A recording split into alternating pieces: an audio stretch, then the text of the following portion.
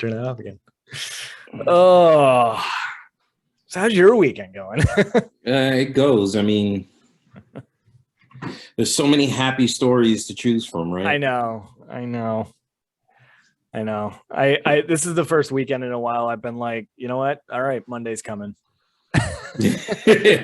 Monday's coming. This is good. This is a good thing. I can get back to a routine. But that's all right. It's gonna be a good show. Yeah. What's going on, folks? Welcome to the Garbled podcast. We are back, ladies and gentlemen. We are back. So happy to be back. I had to say it 3 times. That was a lot of we're back. And we are, and that's the good news. Why don't you introduce yourself? I think we forgot to do that last week. Yeah. We're knocking off the rust. I am your illustrious host, the Get Down from Hispanic Browntown, that beast that roams in the Pacific East, which I've been told is not a real place. The Pacific East. Yeah. So it makes it a perfect place for me. That boy Ramon. And what's up, everybody? It's the other half of the Garbled podcast. It's Nick, Captain Poutine, Pirate Napano. If you're a gamer, what's going on? So we're getting into it this week. We're talking reality versus, I'm sorry, I'm messing it up already. Expectation. That's all right. Expectations versus reality. You'll see my lovely background today is Keanu Reeves from his Cyperpunk 2077. Yes, his titular role. In that game storyline. This was a game similar to No Man's Sky, if you heard of that. That was ultra hyped for years. Something that was it was at a fever pitch when this thing came out. Yeah. And the game was so broken when it came out that it has the distinction of being, if not the only, one of the only games ever offered on the Sony PlayStation Store, to where PlayStation went, hey, if you bought this game and you want a refund, you can have it. We'll just delete the game and you can have your money back on this download. Jesus. Because it was that bad when it came out. Now it's recently went back on the PlayStation Store. But it's such a hot topic in terms of exactly what we're going to be talking about today. I figured that's probably the most recent example, at least in the video game world, that can kind of jump us off. I got a couple of other examples for video games. Okay. Yep. Okay. And they're out there. They're out there going all the way back. Like the oldest one I know is like Fable. So I could take it back even further. Do you remember Shaq Fu? You want to talk about hype? I do. I mean, we can go ET, but I mean, but video games aren't the only area where hype comes up and really drives a marketplace. And just everybody's kind of collectively like, well, this isn't what you promised us. And it's like, yeah, of course it isn't. So I want to look at some of the examples. We can go through a few of those. And then really, why do we keep doing this to ourselves? Why do we keep saying, oh, I'm so excited for this thing? And in the back of your mind, it's not going to live up to the level of your excitement. You know what I mean? So I want to kind of dive into that a little bit. Okay. All right, let's get into it. But before we do that, let's do what we always do here at Garbled. Let's talk news. What's going on in the world? Yeah. Do you want to rock, paper, scissors for this? Sure, we could do that. Those of you who are watching on video are getting a surprise. This is good. This is bonus content. All right, ready? 1, 2, 3. Yeah. Okay. I'll go first then, or you go first. Yeah, I go first. Rock. Okay. For everyone listening, that was rock beating scissors. So I get to go first. So I don't know if you heard, they're talking about bringing back the draft. Really? Yep. No, I didn't hear that at all. Yeah. Well, nice thing is we're over 40, so we won't be drafted. But that's the cutoff that they're talking about. Right now it's 35, or under the old draft rules, it was 35. That's when they wanted to bring you over to Vietnam. Mm-hmm. It has been a 100% volunteer army since the end of Vietnam, and since the draft was not renewed at that point. But they're having discussions now where two of the main points of bringing back the draft is one, it would be a 40-year-old cutoff instead of 35 because, people are living longer these days, I guess, and we got to put a stop to that. Yeah. And also women will need to register for the draft in the first time in U.S. history. Well, ladies and gentlemen, ladies, now I'm going to direct this directly at the ladies. You wanted equal rights. There they are. It doesn't get much more equal than the draft. The views of Ramon on the Garbled podcast. I'm just saying, it's a sign of progress. So I would almost go with you, except my conspiracy theory brain is going absolutely nuts.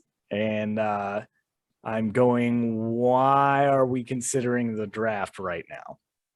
What is the coming conflict that we are ramping up for, where we're having this discussion, where this is a pressing discussion for the country, when we have a volunteer force and a system in place for that? And I don't know. The only non-war or non-war or peacekeeping, whatever, reason I can think of is all this legislation talking about bringing up minimum wage. And I think they may be worried about recruitment levels because that's a lot of their recruitment tactics. So if you want to go the follow the money route, that could be it.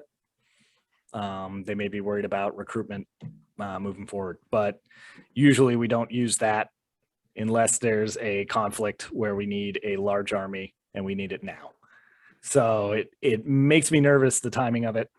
I'm hoping it's just they're worried about recruitment numbers dropping and they're thinking it's time to just start forcing people into a situation. But interesting timing. So I thought I'd bring it up. Okay. All right. There you go. The draft is coming back, ladies and gentlemen. Well, they're talking about it. It's in discussions. Yep. Yeah. It's making the rounds, as it were. Okay. Well, my news is not much that much happier. It's at least 10 people injured in a mass shooting in New York City late Saturday evening. The individual whose ages range from 19 to 72 are being treated at a local hospital in New York. Around 10:38 Saturday, police responded to numerous 911 calls about a shooting. Long story short, some guy loses his mind, runs out into 37th Avenue and 97th Street and starts brandishing firearms and shoots up the place. I'd like to say I'm shocked and appalled and surprising, but yeah, we were overdue for one. And that's kind of my point, is the fact that I could say we were overdue for one. Well, the one thing I'll add to that, because I don't know, overdue. I don't know. That's how frequent it is. It though. is very frequent, and I get what you say. I get what you're saying, but one of the reason we didn't have one, I think it was maybe 2 weeks ago, in Texas, was there was an incident where they're calling it an attempted mass shooting. Did you hear about this? No. One person died, 3 were injured. The gunman that attacked a crowd in Texas was chased down by the entire crowd and stoned to death. Okay. They beat him to death with paving stones. Okay. Also, no charges. I mean, none. They went biblical with it, and it's like that's a perfect argument for or counter argument to the only thing that stops a bad guy with a gun is a good guy with a gun. No, right? No, you can stop him with you can stop him with pretty much anything lying around.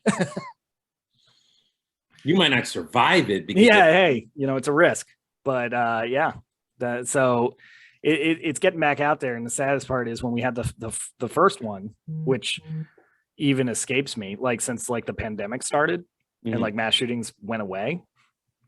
The first one we had, I think that was also in Texas too, or Atlanta. I forget. But the first one we had, I was like, oh yeah, things are getting back to normal. It's insane. Yeah. We did take gold in pretty much every shooting event over in the Olympics, though. So practice. Okay, practice makes perfect. Practice makes perfect.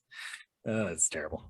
Yeah, Terrible. I mean, like the only way to get through things like this, I think, is with dark humor. Yeah, and even that, I even saying that joke, which I've heard 100 times since we started winning golds in that event, even that's tiring to me. So probably my last one of those anyway.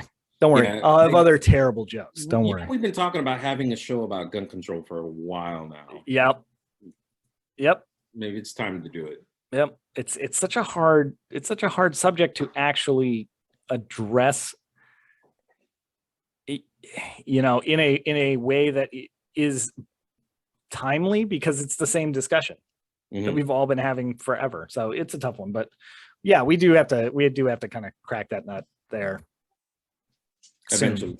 Soon. Yeah. All right.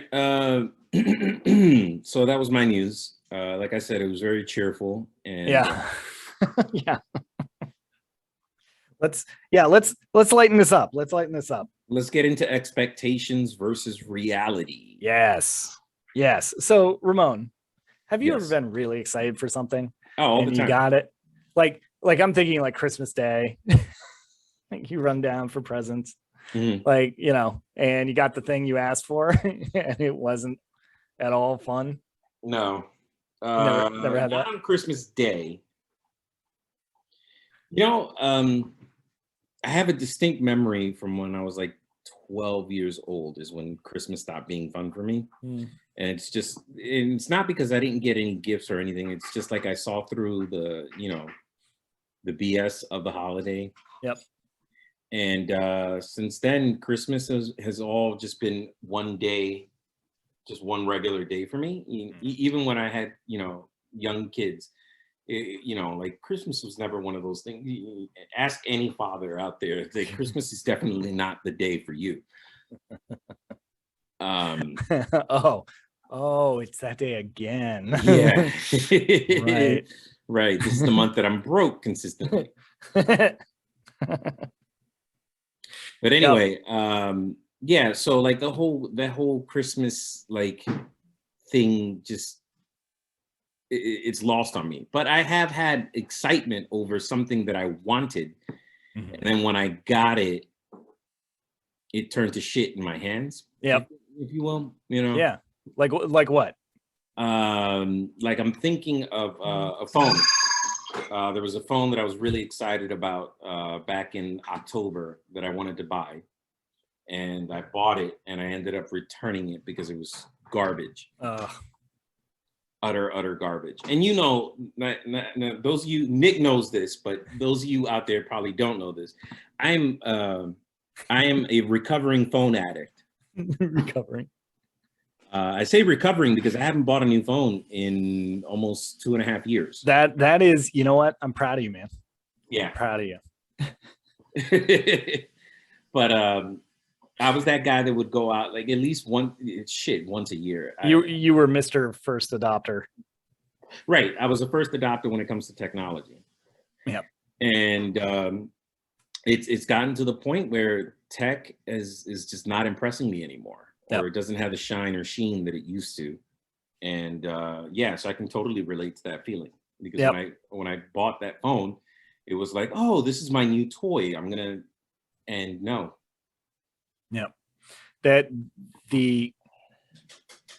think that is it fair to peg Apple for that sort of hype machine that is the cell phone market? Is it fair to peg them with that? Was Jobs kind of the pioneer of that, or was that just where the industry was going and he was better? I think that's where the industry was going and he was just better at it. The idea, I'll tell you one thing that's dying out is this whole early adopter thing, because I mean, research is showing that people are hanging on to their devices way longer than they used to. Like the average now is 2 to 3 years, where at one time, people were renewing their phones at least once a year. Whenever their new favorite phone, whatever you subscribe to, whether it be Samsung, Sony, Apple, whatever. Whenever that new one came out, everybody would switch to it, right? I mean, and you worked in retail with tech. Sure. Yeah, absolutely. Yeah, I sold a ton of cell phones back in the day. And yeah, it was driving the new thing. And one of the funniest things was selling iPhones. Like when I started selling iPhones, people would come in and go, "Do you have the new iPhone?" And I'd be like, "No, but I have another phone that does everything that an iPhone does, but better." And they're like, "No, thanks. I'm going to wait for iPhone." And they were just it was a brand thing. You know, it was the tribe mentality for that. And there was just no selling around it. So you just sell the iPhone when you get it in stock. But yeah, I think technology wise, everything kind of plateaued. Also, the hype machine kind of ate its own tail because it was coming out and saying new, exciting, and then everyone had already memorized the specs off the old phone, and it was like the same specs, except maybe a little bit more on like the megapixels of the camera. Right.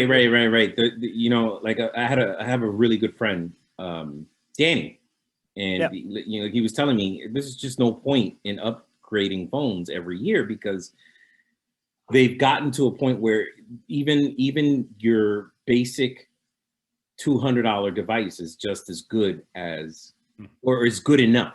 You know what I mean? Like, do you remember that good enough movement that I told you about? Like we had this conversation a couple of years ago, and it's the idea that technology, you don't need technology to be flawless. You just need it to be good enough.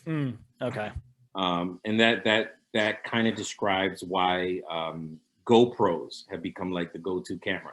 They're not great cameras. They're not, you know, known for but they're good enough for what it is that you need them to do. It's the same thing with phone cameras, right? Like phone cameras have replaced regular cameras. You rarely see anybody with a DSLR. Right. But even though it's superior. Right. Even though the DSLR is superior, but the convenience of having the device right there in your phone has made it so we've gotten to a point with technology where I think it's about things being just good enough. I don't need it to, you know, when you're upgrading to whatever the newest thing, it just becomes bragging rights. Like, oh, you know, I can do 52 megaflops per second versus your 48. Yeah. And the noticeable difference is when you read the numbers on this page, right. better. It says that mine's is better. Yeah. But even that kind of feels like it got old. Like you don't hear that as much anymore. You know what I mean? Like it ran its course. That first adopter, I'm up with the latest tech, seems to have lost some steam. There's still people out there that'll do that and will always do that forever. You know what I mean? But it's not as prevalent right now. I wonder how much of that has to do with, like, you know, looking at like the wealth distribution in the country. Yeah, and that being more of the focus now. I think that plays a part in it too, because I was talking to somebody not too long ago about purchasing a car and like how it's kind of dumb or stupid was the word that we used. It's stupid right now to buy a brand new car. It's like all the same 3 models of car. Yeah, but not just that. It's like the amount of money that you put in versus what you get out. You know, you're better off buying a new used car. Or you're better off, you know what I mean? It's just like you're better off. Like there's some people that say, oh, well, leasing, for example, is one of those things where it's like everybody poo-poos it or everybody like shits on it because, oh, like leasing, you don't own the car. Yeah, you don't own the car. My last car I kept for 12 years and wound up scrapping it because it was so dead. Right, but you used it until the wheels fell off. Right, but I also bought it new. So so I'm kind of I buy it and I keep it for until it dies, and that's how I do it. So I don't see a return on there's no return on investment for a car in my brain because I'm going to use it till it dies. So that when I did have to replace my car, the car I got, one of the things that they were really promoting was, you know, because Tesla had has that giant Uber screen, like that command console in their cab.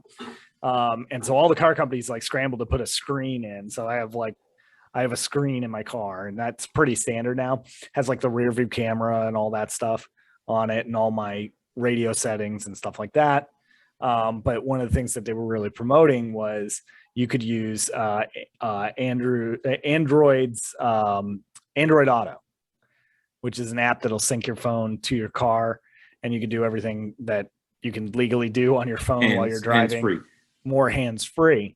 And I was like, okay, yeah, no, that's cool. That's more integration with the thing that powers my life and into my car. That's great. I was actually really kind of impressed. I used it for 5 minutes, in the test drive thing. It synced right up. It played music. It made a phone call. It sent a text, although it was a very basic text. You can only pick from like 5 things, but that makes sense, And I was like, okay, cool. And that thing worked correctly for about a week. And then every update since then, it's gotten worse and worse. And it's just like, it ruined the car for me, which it shouldn't. It's a little ancillary feature, but I don't even plug the phone in anymore. It's distracting to plug the phone in.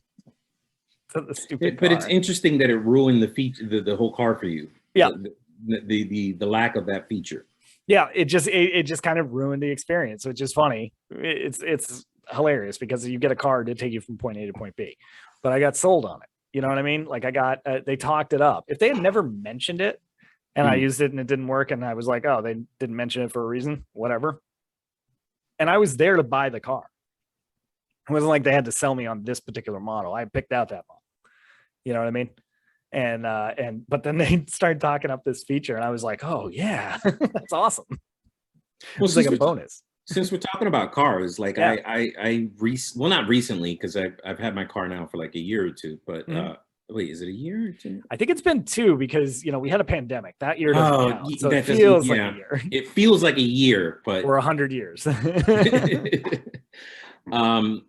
I got a new car, and it's the first time that I was able to get the type of car that that it's the first time I got the car that I wanted, but I've been wanting to get, this about me.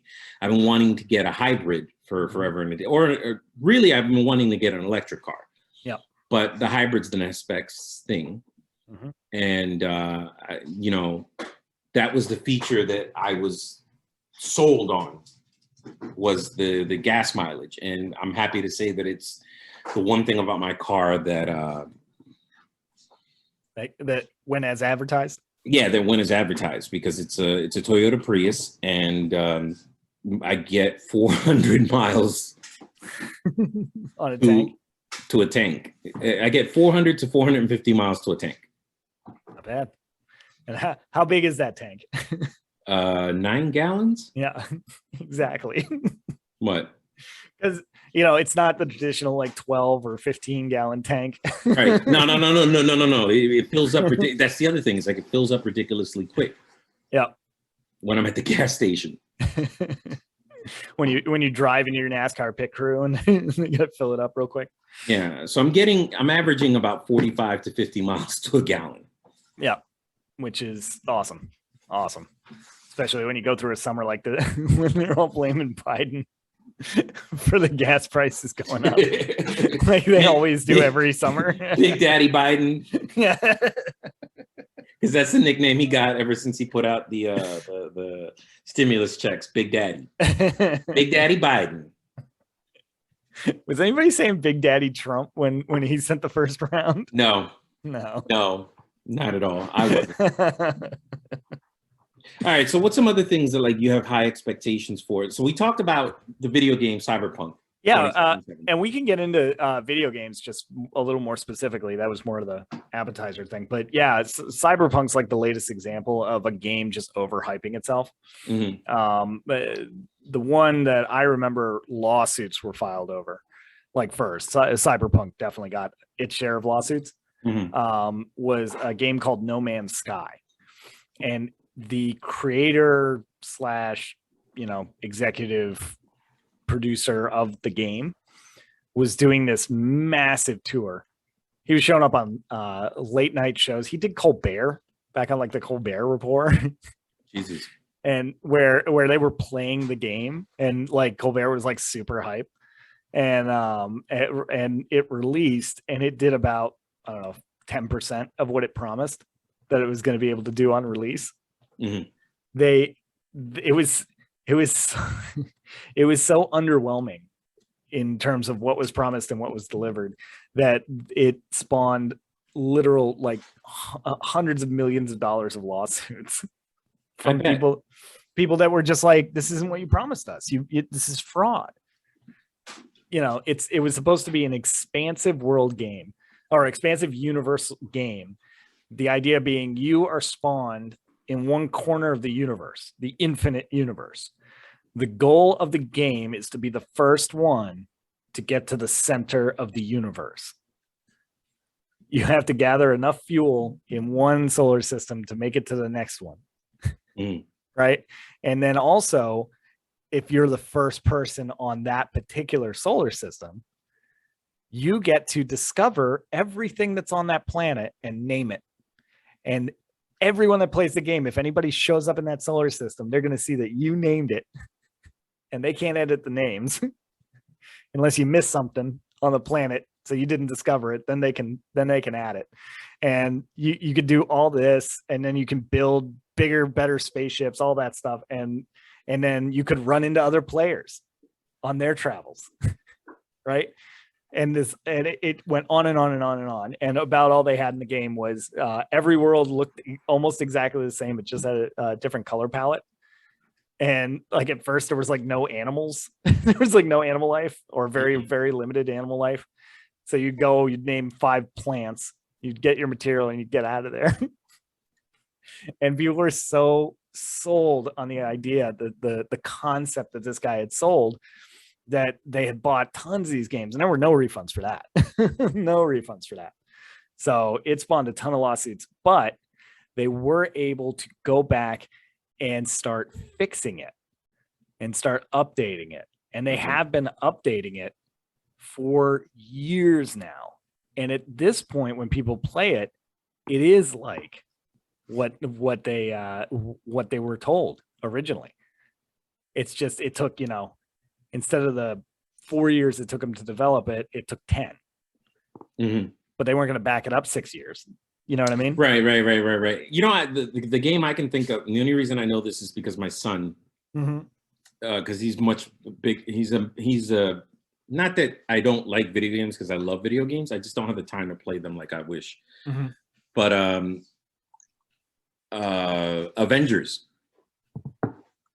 It was which one? Because they have 100 games. You know what I mean? No. The one that was supposed to come out for PS5, PS4, PS5. And it was supposed to be like, oh, you're going to play with the Avengers. But then the first piece of drama was that none of the characters looked like the actors, because they didn't want to pay for the rights, the licensing fees. So the characters didn't look like the Avengers that we all know and love. Mm-hmm. Like Iron Man didn't look like Robert Downey Jr. It just looked like a generic person. An iron person. Right. And that was Cobalt man.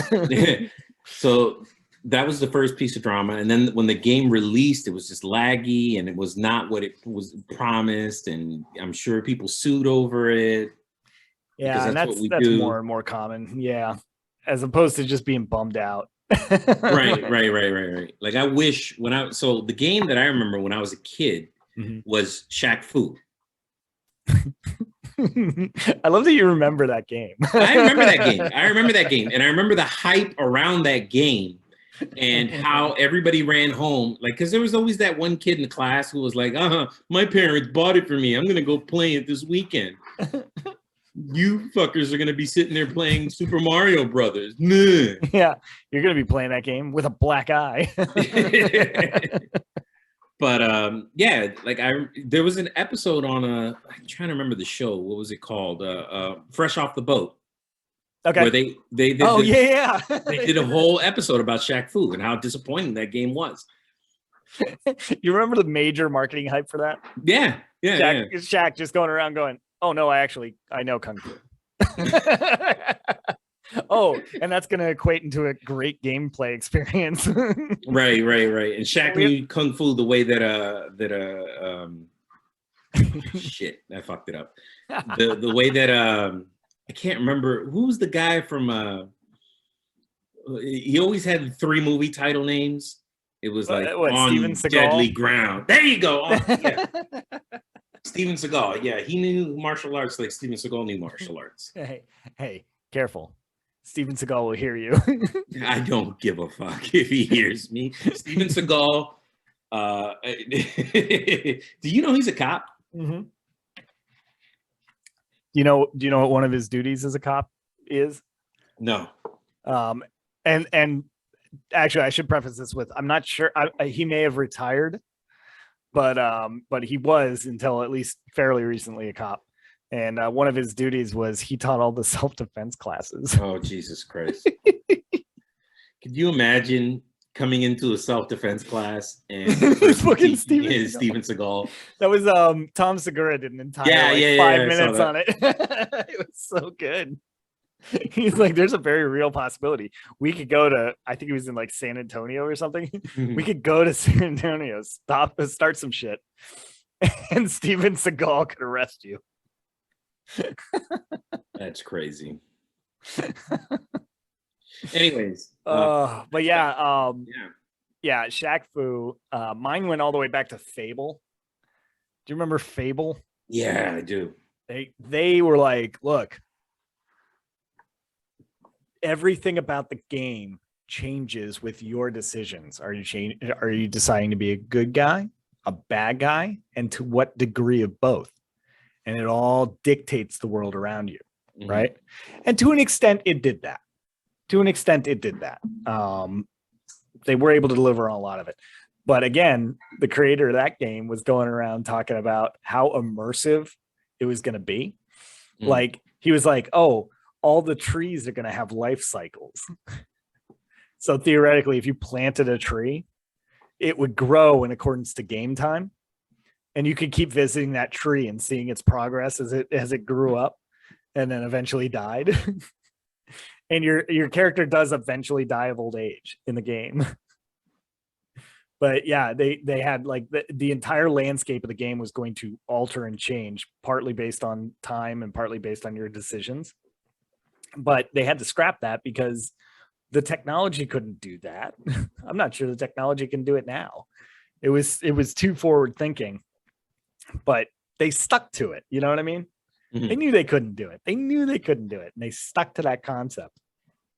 So still a fun game, you know, and I should say also for Cyberpunk, visually, like the layout of the city and the landscapes around it are very appealing and very nice.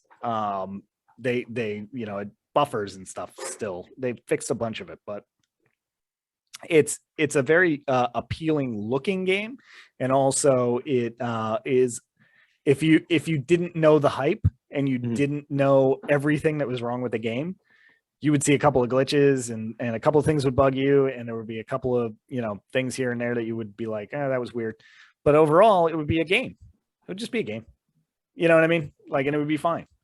But because it was hyped so much, that's why the backlash. Right. And how much of that hype machine is just due to unrealistic expectation?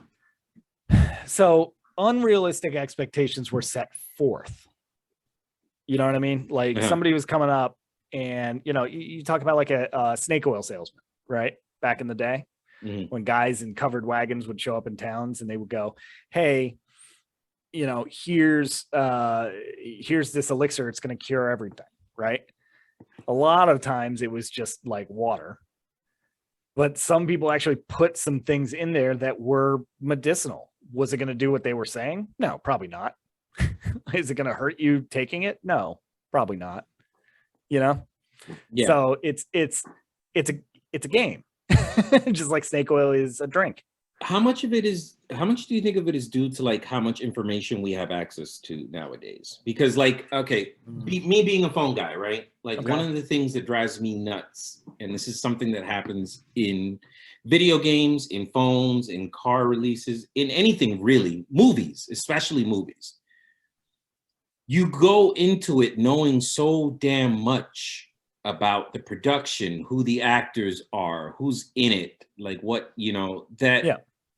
the it's rare nowadays to see a movie that actually catches you off guard.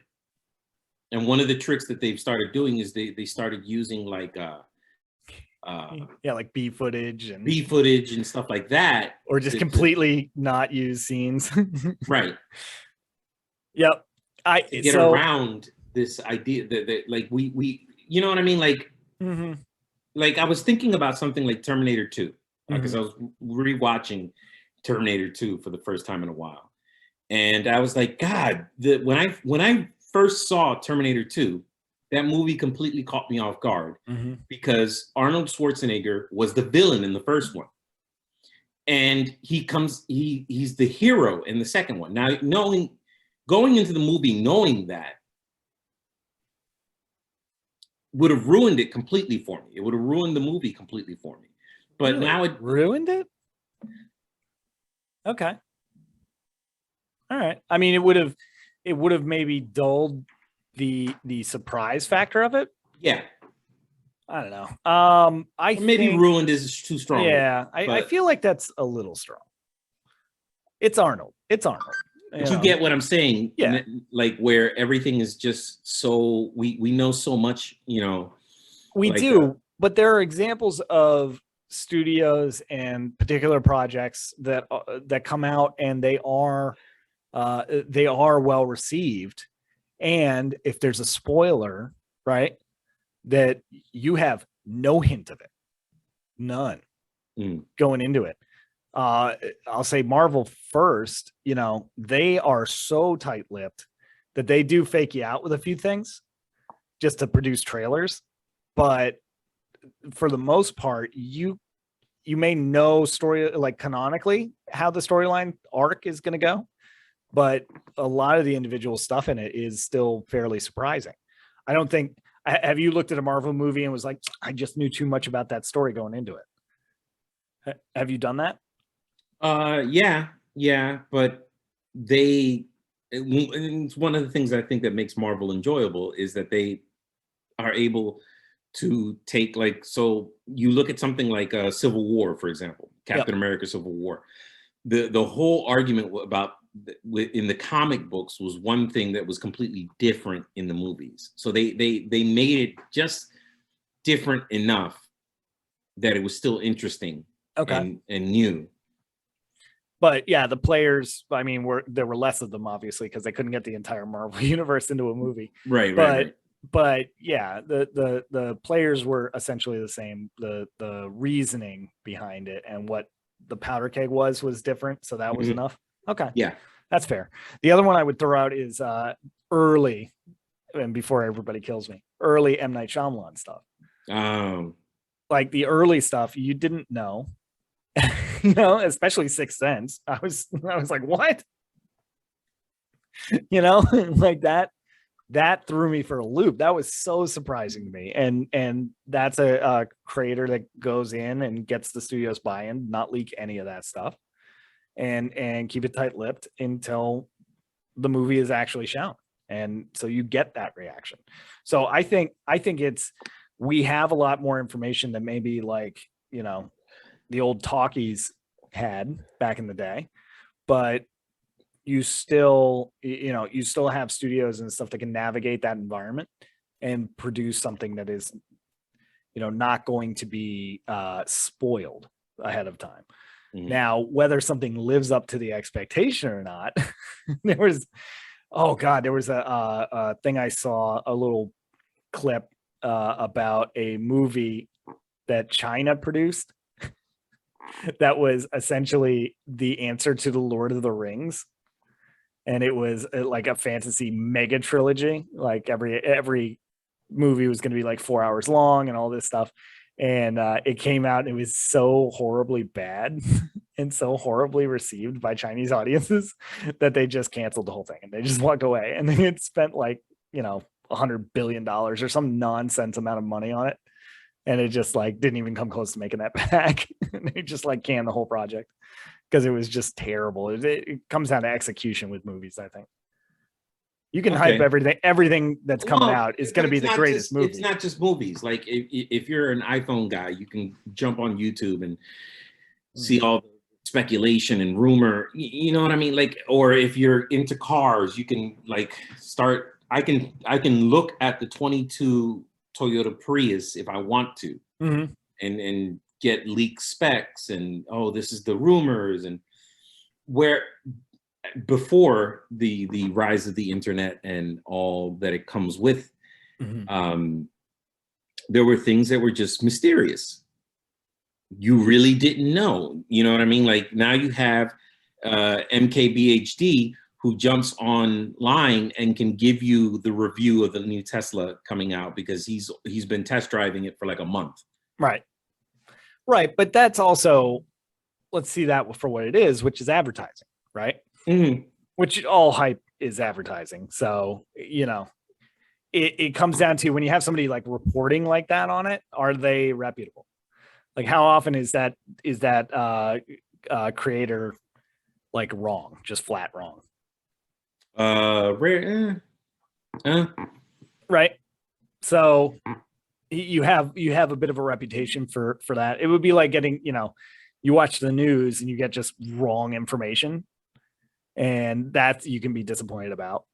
Definitely, if it's bad news, but it's accurate, you kind of go, oh, all right. So it's tougher. It's tougher to decide it when something is hype with nothing behind it, or overhyped versus something that's being reported on. Does that make sense? right. Yeah. So that one's harder to qualify or quantify for me. It's tougher. So what else? Because I've got a fad. Like, you remember fads? Mm-hmm. Like everything on QVC back in the day. What did QVC stand for again? I can't remember. Oh God, what does QVC stand for? Like, I want to say quality, value, and something like that. Anyway, like Home Shopping Network. Yeah, Home Shopping Network, all of those. I mean, they would come out and they would be like, "You have to have this." You know what? I do want to throw out this one disclaimer. If anybody out there is getting fooled by penis pills, you fucking deserve everything that you get. If you're buying into that, then they earned your money. My favorite line on that was, if there was a pill for that, it would be FDA approved like tomorrow. There was I think it was Joe Rogan. He did a really hilarious skit about that. He's like, do you think if these pills were real, there'd be guys pushing their dicks around in shopping carts? Yeah. Like, stop taking it. You're going to die if you take these pills. I got to just get one more. Yeah, no. I'm willing to take that risk. That makes sense. But yeah, all fads. I mean, all fads are hype, but occasionally you get one that works. Can you give me an example? Yeah, the air fryer. The air fryer. Oh, yeah. You know what? I do got to admit, because I got an air fryer about 7 or 8 months ago, and yeah, it has changed the way that I kitchen. It's changing the way people kitchen, and like not in a fad way. Like, you remember George Foreman grill? Mm-hmm. People had that thing for 6 months and they'd just be like, I can't anymore. It's, it just wasn't, it was more of a design thing, I think, than anything else. But it also like took all the flavor out and stuff. It was just, it wasn't designed to last. You know what I mean? Mm-hmm. The air fryer is being adapted or adopted by so many people and so regularly that now ovens are coming with air fryer settings. Like when you buy a new oven, mm-hmm. So your giant oven is an air fryer as well as a regular oven. Like so it's changing the market. And that is, it had such a Ron Popeil feel to me. You know what I mean? Like, set it and forget it. Like that guy from back in the day. Mm-hmm. Where every like rotisserie thing that he would sell, you'd go, yeah, and people would use it for 5 minutes and then they would never use it again. They put it, in a cabinet to clear up counter space and they'd never touch it again. People swear by their air fryers, man. It's one of the few fads that I can think of that wasn't overhyped. That actually lived up to its name. That and maybe ShamWow. That was actually a pretty decent thing. Okay. Or OxyClean. OxyClean, I don't know. I've used it. It's whatever. Maybe I'm using it wrong. Okay. But yeah, no, those are the two I can think of that were actually like, no, these are actually good products. Microwave. You could make the argument for the microwave because it definitely changed the way that people kitchen. Yeah. Okay. And I guess back in the day it would have been seen as sort of kitchen of tomorrow. Sort of. You're radiating your food, except it's not actual radiation, folks. It's not. It was invented by a physicist. It's not radiation. Like, I love the people who are like, oh my God, don't stand too close to the microwave. You're going to radiate yourself. Like, I don't know. Ramon, idiot. You don't know how microwaves work. I submit for your approval or not. I mean, what do you say when you're going to put food in a microwave and heat it up? What? You're going to nuke it. Yeah, but I rest my case. It's just a term. Yeah. And I rest my case, sir. Yeah, well, like, you can also ask for a steak nuked. Can I get my steak nuked? Yeah. Like, super well done. And dry and flavorless. Yeah. just a puck. I just want a puck. Like, I like my steak crunchy. Ugh. But yeah, those lived up. The microwave's a good one. That would have totally been sold as like in a fad way. And yeah, totally stayed in every single kitchen. Huh. To the point where it's like now you can't imagine a kitchen without it. So you're saying the air fryer is going to be this generation's microwave? Yeah, it's already being integrated into appliances that you're replacing new. It's going to be everywhere. That technology is going to be everywhere. Okay. And going to be it's going to be as standard as a microwave and is proving to be that now. Can you think of other examples where something did live up to the hype and it's kind of changed the way that we do things? I mean, besides like, well, see, we could use the cell phone example, but we've used that 100 times, not only on this show, but so many others. Lived up to the hype. Internet sort of beat the hype, didn't it? Oh God, yeah. It didn't even hype itself. It just took off. It just exploded. So that's not a good one. Yeah, the cell phone one is obvious because of, you think about it, like, most people that are listening to this podcast now are listening through their cell phone. Yep. So it's a perfect example of something that, and you can directly go back to someone like Steve Jobs and say, like, yeah, he did kind of herd, that's the right word, herd in this mentality about cell phones and devices and smartphones, because the smartphone really wasn't a thing until the iPhone came out. I will give it that, Like, I don't know, Palm Pilot beat him to the punch, I will say. Yeah, no, definitely. No, I'm not saying that Apple invented the smartphone, despite what Steve Jobs said. Right. But the adoption of the smartphone, where now, like, how often do you see somebody that doesn't have a smartphone? Mm-hmm. Yep, fair enough. Like, when you see somebody with a flip phone or something that's like, wait, whoa, dude, are you just using that to make calls? I had a great conversation with a guy. He came in, he needed a new phone. His flip phone had broken, right? He was I wouldn't describe him as like elderly, but he was older than me. And he comes in and he's just like, I just need to replace this. I was like, well, you can get a smartphone. And he goes, no, dude, he goes, I'm too old for that. I can't. I was like, oh, come on. He goes, nope, I just can't. I can't learn these smartphones. It's too much. I don't want to deal with it. Right. And I go, okay, well, we have a couple of models. Did you have one in mind? And he goes, yeah. And he pulls an iPad out of his backpack And he pulls it up and he goes, yeah, this one right here. This is the one I found online. I'm like, what are you doing?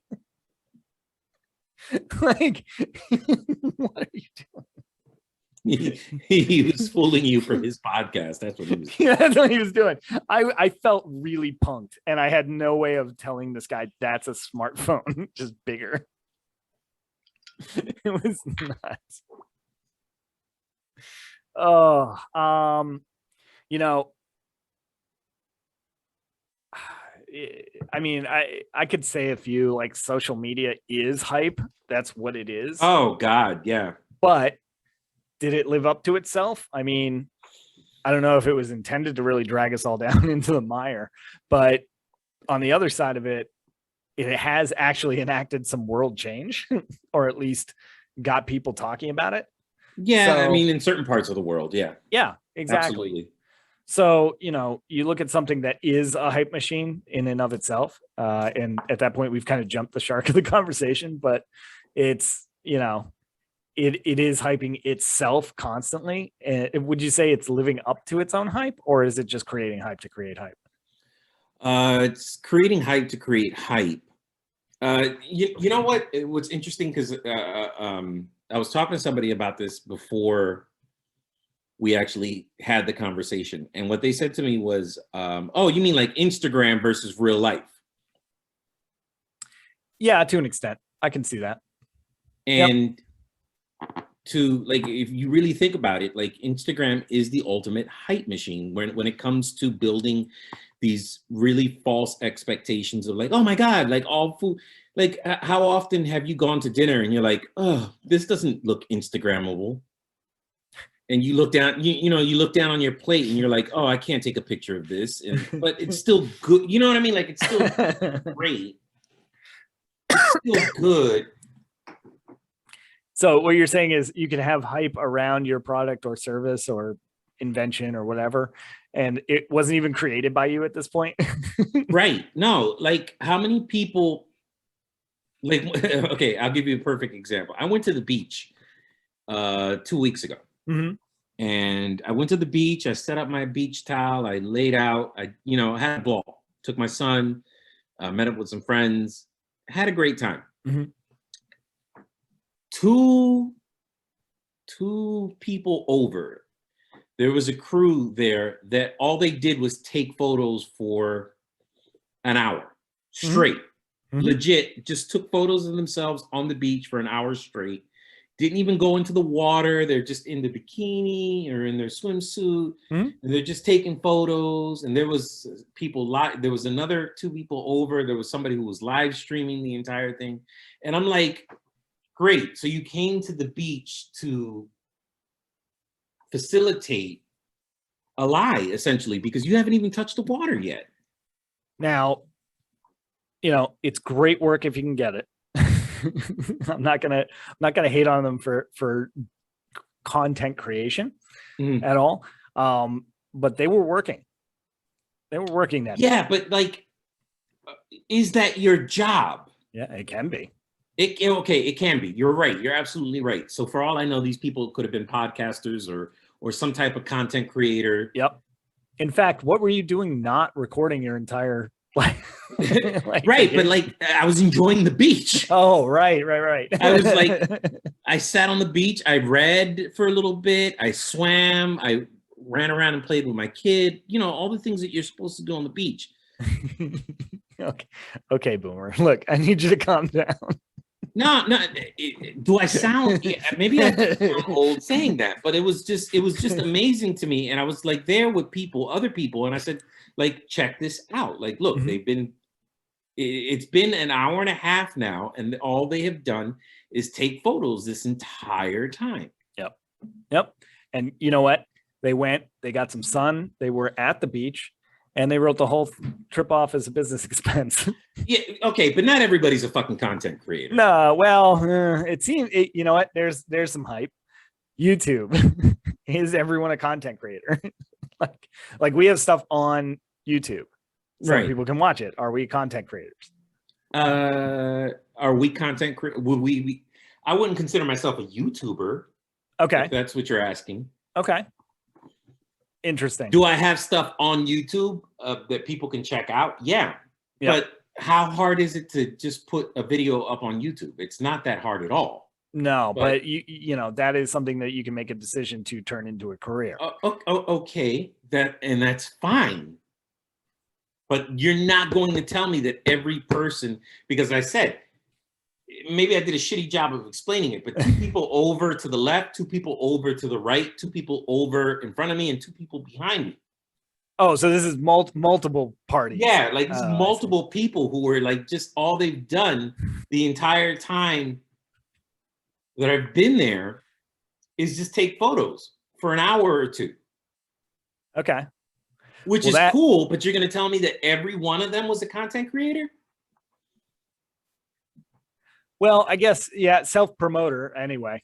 They're, you know, they have a feed that they're trying to feed. And so in that sense, they are creating content. Okay, but are you followers, pushing their own brand? And this idea that you have like people who are pushing their own brand, mm-hmm. The idea of pushing your own brand, isn't that the ultimate hype machine? It is. It is. And the hype that they're being sold is that they can be famous. They can be internet wealthy. You know what I mean? Like just doing this and putting in the work, which is a very small percentage of people that are actually on YouTube and would be considered like professional content creators. Now you and me have gone to events where we've been the press, right? Yep. We've gotten the press passes and everything, and it felt really cool to like, and we've gotten to go to like movie premieres and things like that. But I wouldn't consider us influencers if that's. No, we don't have the followers for that. Don't forget to like, subscribe, ring that bell.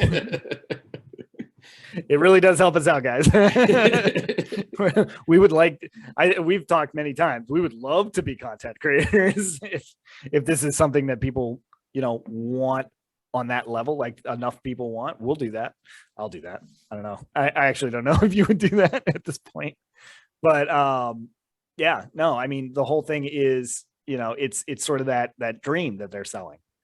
To try and, you know, to get more content on their platform because they get the ad revenue, which they do to an extent pay out to their content creators. So they're hyping the dream of being able to do that. Whether you can do that or not, you know, I guess it depends on the individual and the content being presented, right? I would assume. But it's still hyping the dream, like YouTube in particular, hyping the dream of getting you to that point where you can just do that full time.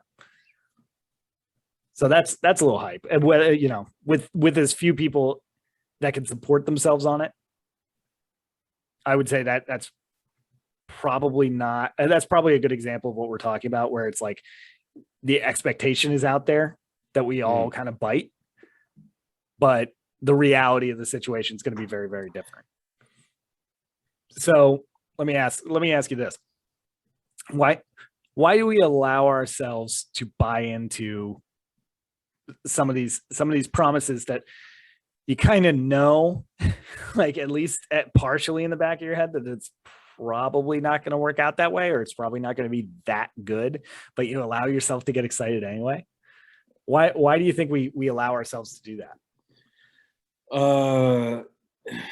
I can't remember. Somebody said that expectation is the killer of dreams. And I can't remember exactly who said it, but expectations are the killers. Yeah. Huh. Why? How so? In that once you start building up hype, you're guaranteeing, not guaranteeing, but you're almost guaranteeing that. The quote is, expectations are the killers of gratitude and joy. That's what it was. That makes way more sense. Yeah. I was like, dreams. Oh God. And yeah, it's a spiritual quotation. But once you start overhyping yourself up on something, you're almost guaranteeing that you're going to be disappointed by right, because you're never going to hit that level. Right. Like this. Oh my God. This is, it's one of the things. Okay. I'll give you a perfect example. Whenever you go to the gym, you know, okay, I'm going, if I just push myself for these 7 days or these 21 days or whatever, I'm going to be ripped. I'm going to look like The Rock. Yeah. Meanwhile, The Rock will tell you it took him 30 years. Right. It took him 30 years. You know, and that's one of the things that, like, you have to build realistic expectations. You know, one of the things, a good friend of the show, Curio, Charles Deschel, will tell you that when you're, you know, if you're building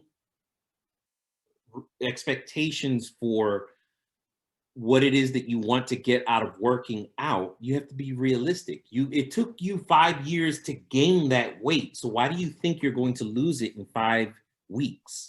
Because I watched a commercial that told me I couldn't.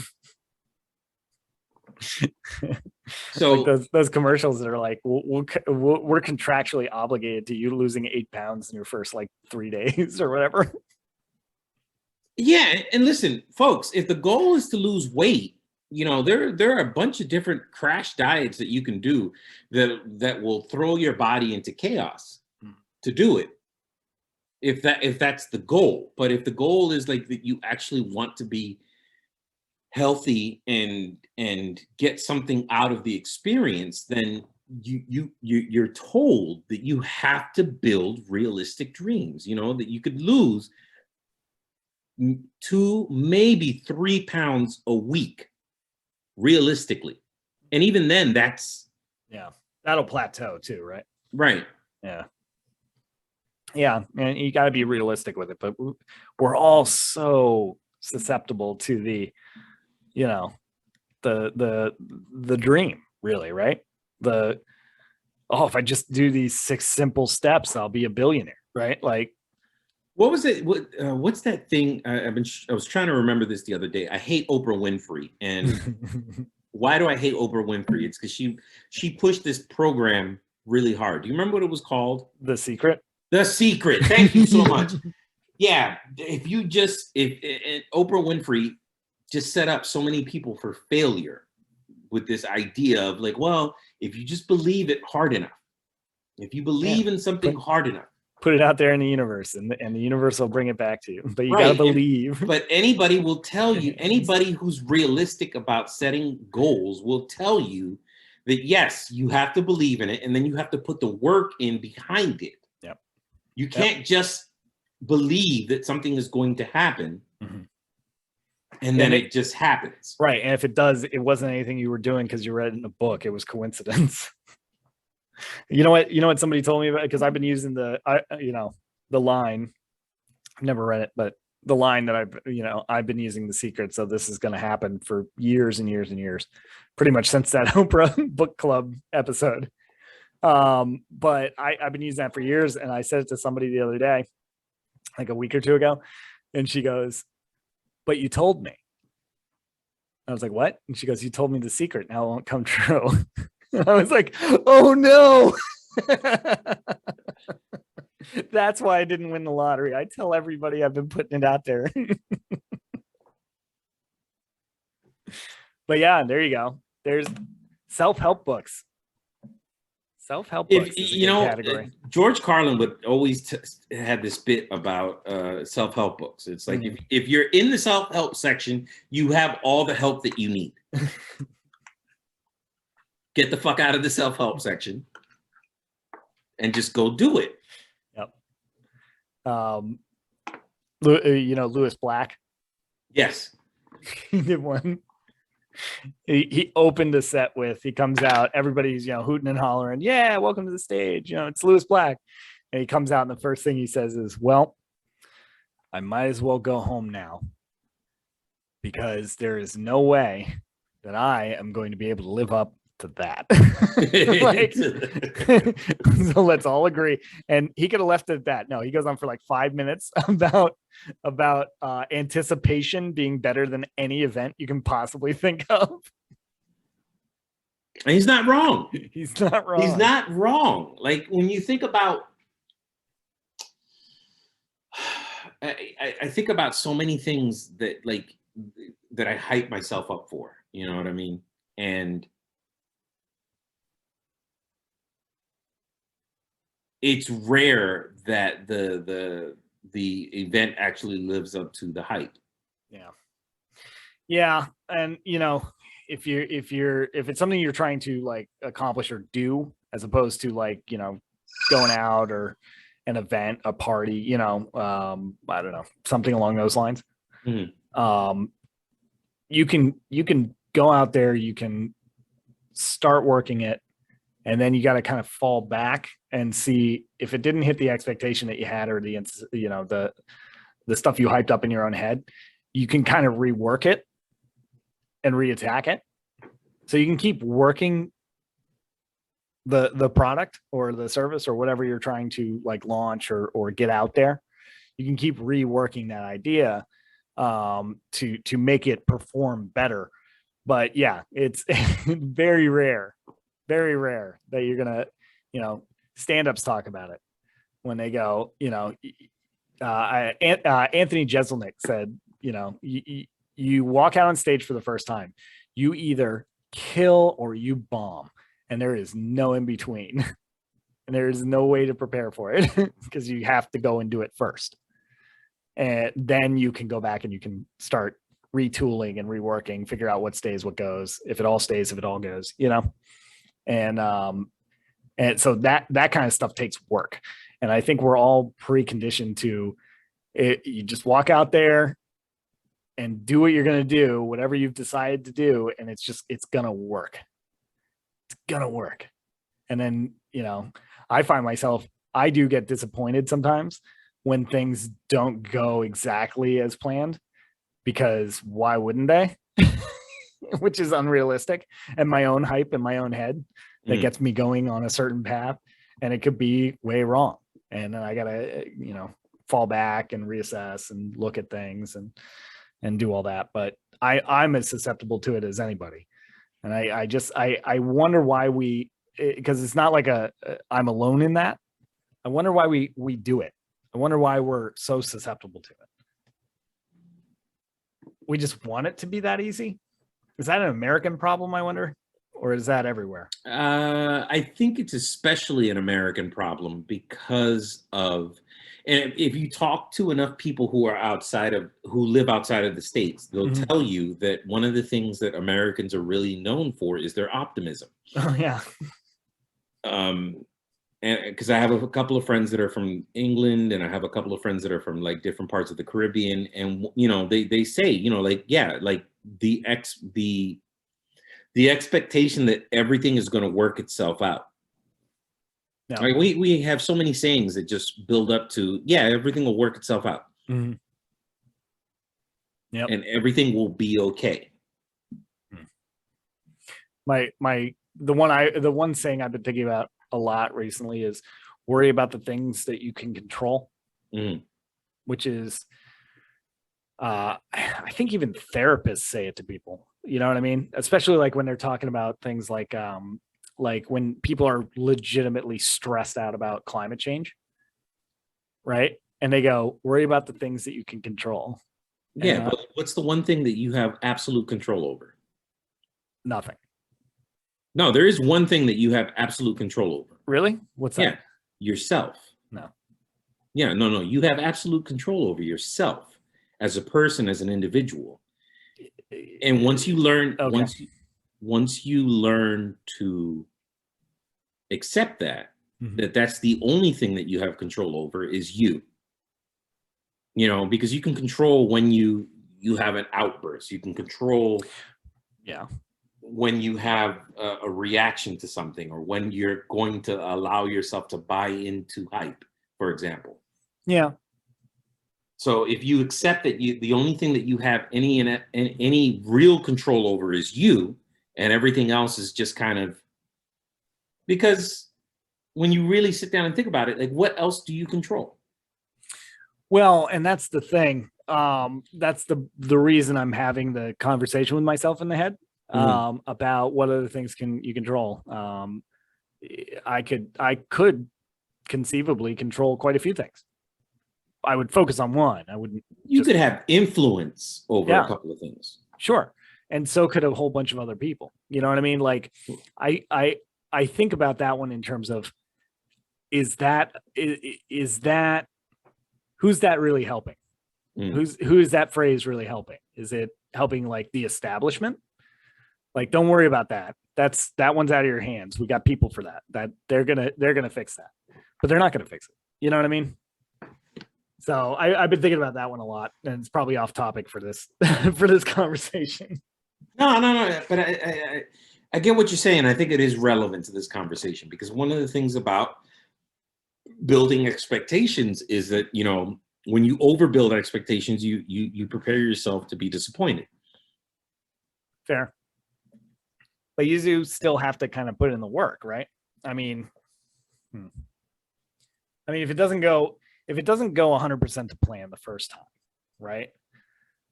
Does that mean you never do it again? I mean, if you have a bad experience at, I don't know, Disney, right? Do you never go to Disney again? Or I guess it depends on the situation, right? I guess it depends on the situation. Yeah. Yeah, but if you're like I think too, what plays a part in is when you start treating everything like it's a magic bullet. Yeah. Like this is going to be the thing that fixes my life, or this is going to be the thing that allows me to gain control of my life. Mm-hmm. Or some of the previous examples, this is the movie. this is the movie that's going to change my life, or it's gonna yeah, or this is the thing that's going to shift the paradigm. You know, my invention, my fidget spinner or equivalent is going to change everything. The world's never going to be the same. You hear so many people talk that way too when they're talking about their own stuff. How much of that is just due to the fact that like we've become a people that live in hyperbole? Yeah. Yep. You know, like when you think about it, like it's a great bit by Louis C.K. And he's talking about how he's in line to order a cup of coffee and somebody's like, oh my God, that's hysterical. And like, when you look up the definition of the word hysterical, is that it's so funny that you've lost touch with reality. Right. You've gone into hysteria. Yeah, you've gone into hysteria. So if you can form the word hysterical, you probably aren't. Right. So like when you think of something that's just passé as being hysterical, you've run out of words to then describe something that, like, you know, and the bit that Louis C.K. makes is he's like, what words are you going to use to describe the birth of your child? Oh, a miracle? Is that the one? No, but like, if you've used up all of the good words, what Oh. Okay. When something really does come along and changes the way that you look at your life. Right. It doesn't carry the same weight because you used it somewhere else. Right. Makes sense. Yeah. So that made me wonder. It's like how much of this hype thing is really due to the fact that we do it to ourselves all the time by the language that we use. Like, oh my God, that is hysterical. Mm-hmm. It's so funny that I lost touch with sanity. Yeah. That tweet you sent that I don't remember. Yeah. No, that makes sense. So we hyperbolize everything in our heads. We amp it up. We just need a trigger, right? All right. Some words that trigger that process in our own brains. Okay. That's interesting. Yeah, that answers my question because I always wonder, what is it that will make me go, this is going to be an experience, like going to the movies. And then I go, I could have watched that at home. And how many movies, realistically, how many movies can you remember that you went to see that were an experience? Yep. 2, maybe 3? Yeah. That completely shifted the way that you look at the world? That's a lot of fucking pressure to put on a movie. That's also a lot of movies. Now that you put that caveat on it. Like 4 did that to you? Jesus. Yeah. It's also funny. It's going to be different for everybody, right? Yeah, everybody's gonna have everybody's gonna have a completely different reaction to this idea. You know, like what hype versus reality. Yeah. What did you get hype over? And maybe that's how we put an end to this one. Is like, you know, what was the thing that got you hype, that made you set these ridiculous expectations towards something, and then when it happened and you were disappointed, or hey, you know, every now and then you do get one, you do get a couple of the ones, right? Where you build, where it actually worked out. Yeah, where it actually works out. Yep. Oh yeah. But usually I'm willing to bet that usually that's not just something that, you know, like, oh, this is going to be the party that changes my life forever. Yeah. It's all about prom, man. Yeah. The experiences, just now thinking of this, the experiences where somebody goes, you know, was it good? Or is it good? Like whatever, you know, whatever the thing or the experience was, you know, was it good? And you go, yeah, but, you know, and you put a caveat on it at the end where it just wasn't there. It was good. It was still good, but somehow I'm not 100% there. And yeah, it is. It's exactly that. It's the hyperbole we build in our own head. Definitely. So yeah, I'd be interested to hear what everybody thinks. What was the one thing that got them, or the first thing that comes to mind that got them into that headspace where you were like, yeah, okay, I got exactly what I wanted, but yeah, that's a good way to put that. Yeah. So definitely leave comments. Leave comments. Let us know, what was the thing that got you hype, that you were either disappointed with, or that worked out and it did change your life, or it did have an impact. I mean, because look, I can say, I can give examples of like, oh my God, this is going to be the, you know, like people who are like getting ready to go out to a party. This is going to be the party that changes my life forever. And then you end up meeting the person that is going to become your future wife at that party. That was the party that changed your life forever. But did you know it at the time? James Acaster has a great line for that. He goes, I saw this woman across the room and I went, oh my God. And I walked over and I said, you know, you are going to change my life. This is the start of something amazing. And he goes, and that moment started an entire relationship. And I've been saying it a lot for a couple of years and it finally panned out. You make your own destiny. All right, ladies and gentlemen, let us know. Reach out to us. Hit us up on Instagram, Facebook, Twitter, and like and share on YouTube. There you go. All right. Later, everybody. Later.